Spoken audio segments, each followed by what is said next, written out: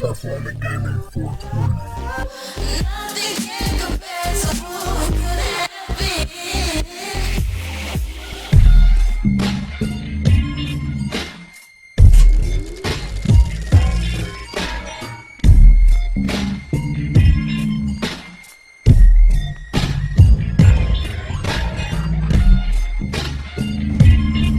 This is the new face of evil. This is what nightmares are made of.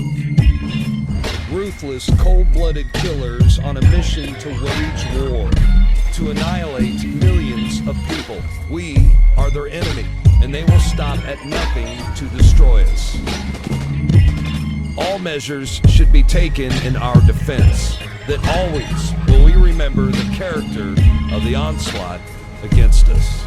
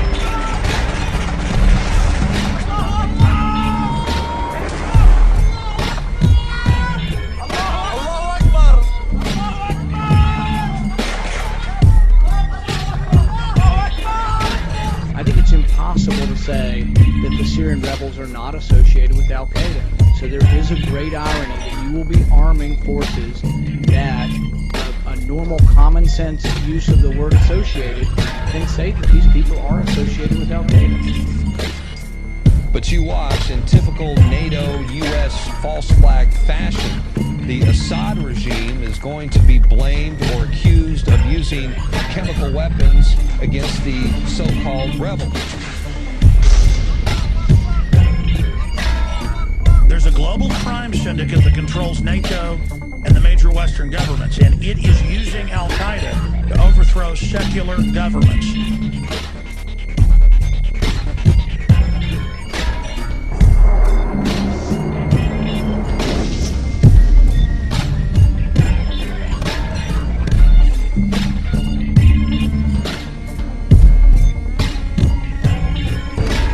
Breaking news now from the war in Syria, and this could be significant. Reports that chemical weapons have been used in that conflict. These are some of the scenes now circulating on the internet of distressed children apparently suffering the after effects of a chemical attack. Some of the video footage is too distressing to broadcast, and it is unverified. But there are scores of dead, among them very young children. Good afternoon, everybody. 10 days ago, the world watched in horror as men, women, and children were massacred in Syria in the worst chemical weapons attack of the 21st century.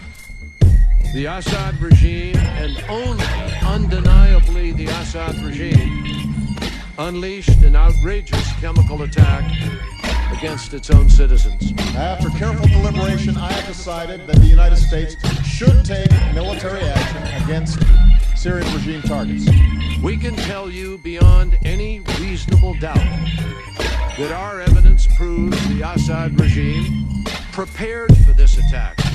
I've watched debates in Congress. The congressman asked Mr. Kerry, is there Al-Qaeda? People say they've gotten stronger. He says, no. I say officially, they aren't there. The main combat unit, the so-called Al-Nusra, is a unit of Al-Qaeda. They know about this. It's not pleasant for me to see this. Well, we communicate with them and assume that they are decent people. He lies openly, and he knows that he lies. We're not really positive who set off the gas. I mean, the group that's most likely to benefit from that is Al-Qaeda. Did President Bashar Assad gas his own people? Not, according to a growing number of skeptics, including Alex Jones, syndicated radio talk show host. I don't know who launched the chemical attack, but all the evidence leans towards the rebels having the motive to do it. And the Russians have put out a new report saying they have proof the rebels did it back in March of this year.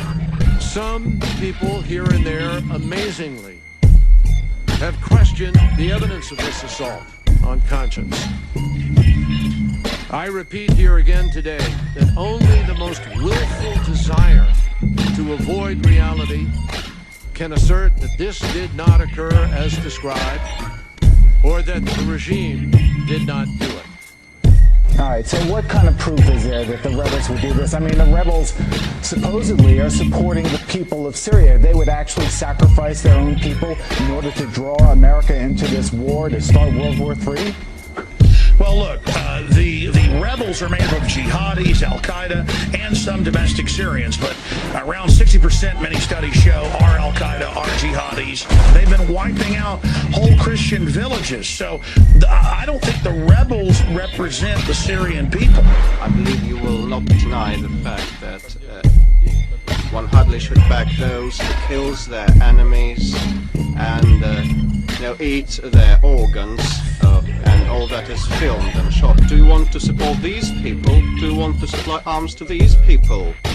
There's a growing volume of new evidence from numerous sources in the Middle East, mostly affiliated with the Syrian opposition and its sponsors and supporters, which makes a very strong case based on solid circumstantial evidence that the August 21st, 2013 chemical strike in the Damascus suburbs was indeed a premeditated provocation. I would not understand or comprehend that Bashar al-Assad, no matter how bad a man he may be, would be so stupid as to order a chemical weapons attack on civilians in his own country, when the immediate consequence of which might be that he would be at war with the United States. So we could be looking here at a frame job. Available data puts the horror in a different and disturbing light, meaning it's not Bashar doing the horrible things, it's the rebels nerve-gassing themselves, framing Bashar, setting him up so that the Al-Qaeda guys win, and then we end up on the side of Al-Qaeda. You've heard that. So this reeks of a false flag operation. I can't see fighting to impose Sharia law in Syria. I also can't see sending my son to fight with Islamic rebels against Christians. I also can't see my son going to fight on the same side as Al-Qaeda. We should be focused on defending the United States of America. That's why young men and women sign up to join the military, not to as you note, serve as Al-Qaeda's Air Force. أسامة بن لادن يا مرعب أمريكا من قوة الإيمان وسلاحنا البيكا أسامة بن لادن يا مرعب أمريكا من قوة الإيمان.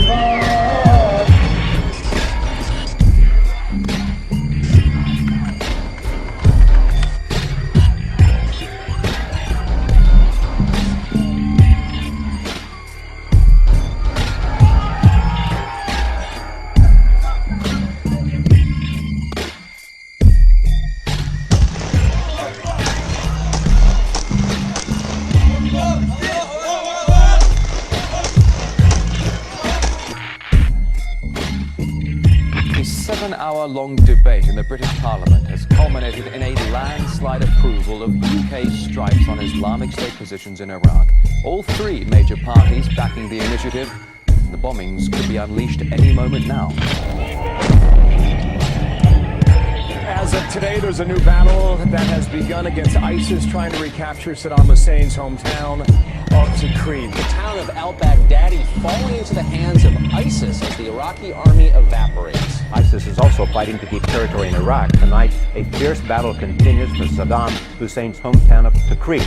Iraqi forces hope to seize it to use as a base for eventually retaking the city of Mosul. This as the terror group gains ground in Anbar province, some predicting a collapse of the area within hours. In a new, slickly produced video, ISIS claims its militants are still on the streets of Tikrit, confidently fighting off the assault by Iraqi forces. On the global map, you see ISIS spreading to places like Algeria and Libya, into the Far East and Indonesia and the Philippines as well. This is radical Islamic jihad making war on Western civilization. Once again, the world is standing by doing little, while the ISIS menace grows, spreading all over the Middle East and North Africa. I am concerned about this report about Syrian rebels and the ceasefire with ISIS. Senator Paul... It's not true. It's not true. It's not true. Whether I don't care about the report. I know these people intimately. We talk to them all the time. Tordenova says people living in ISIS-controlled areas are in fear of the harsh penalties for infringement of the stringent laws. The Islamic State terror group has reportedly executed 100 of its own foreign fighters who tried to flee their headquarters in the Syrian city of Raqqa. We're here in the 17th Division military base just outside the city of Raqqa. And we're here with the soldiers of Bashar. You can see them now digging their own graves in the very place where they were stationed. Can ISIS be defeated in this battle here? That's the big question mark. And if ISIS can't be defeated, having taken this fight now to back to ISIS, and if the Iraqi military is unsuccessful, then I think you have to look at a very different map in the Middle East.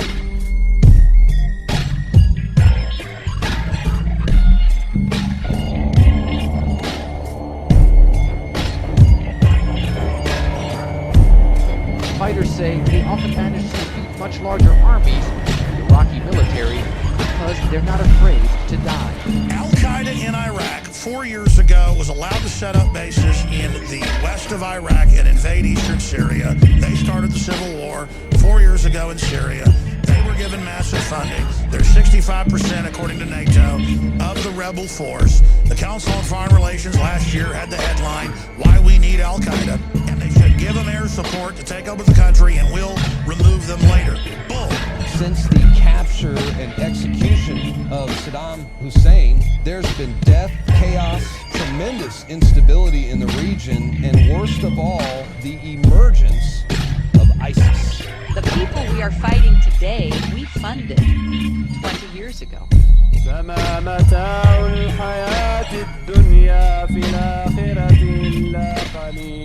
ISIS looks like it, in fact, can capture and hold territory, and that is their whole goal, to continue to expand throughout the region. The White House armed, funded, militarily aided, and gave political office to the guy now leading ISIS terrorists in Libya.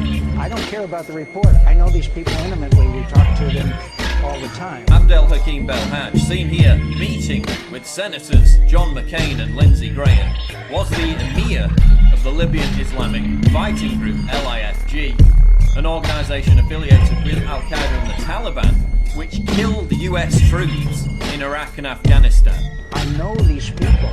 I'm in contact with them all the time. We know the United States arms, trains, and funds ISIS. Is the U.S. involved with any procuring of weapons, transfer of weapons, buying, selling, anyhow transferring weapons to Turkey out of Libya? To Turkey? How about we find out why the hell ISIS keeps receiving these accidental airdrops of weapons caches from British and American planes? Let's cut the bullshit. The war on terror is a total fraud. How about you stop arming and funding fucking bloodthirsty terrorists in the first place? ISIS is a Frankenstein that was created by the CIA, Mossad, MI6, even the Pakistani ISI, if you want to trace it all the way back to Al-Qaeda. The Islamic State continues to butcher Christians and Muslims across the region. And all because our governments supported these subhuman scumbags from the very beginning. Bottom line, how do we kill ISIS? I mean, it's really easy. All you have to do is stop funding it. The Obama administration simply has to stop funding ISIS and stop doing these accidental airdrops with supplies to ISIS. Cut the snake off at the head. Regime change begins at home. Exactly. This is the new face of evil. This is what nightmares are made of. Ruthless, cold-blooded killers on a mission to wage war, to annihilate millions of people. We are their enemy, and they will stop at nothing to destroy us. All measures should be taken in our defense, that always will we remember the character of the onslaught against us.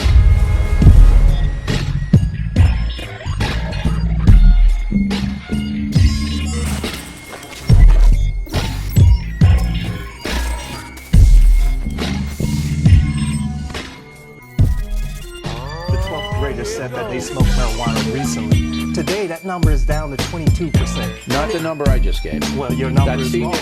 No, your number is wrong. Take it up with the National Institutes of Health, all right? They're the one that put it out. I am a council member on the National Institute of Health. Your number is wrong. I'm telling you, it's 22%. Well, this is an interesting book. Now, I want to clarify, you're a Muslim, so why did you write a book about the founder of Christianity?